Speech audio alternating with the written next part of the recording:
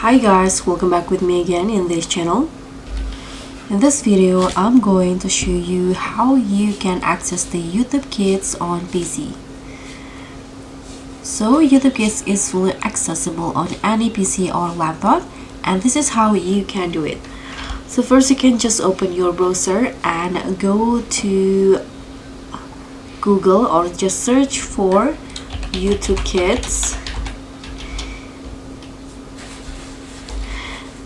Then in here you'll see this result. You can just go to the youtubekids.com, and if it is your first time visiting the website on browser, then you need to sign in first with your Google account as a parent, and after that your kids can start watching YouTube Kids on PC like this.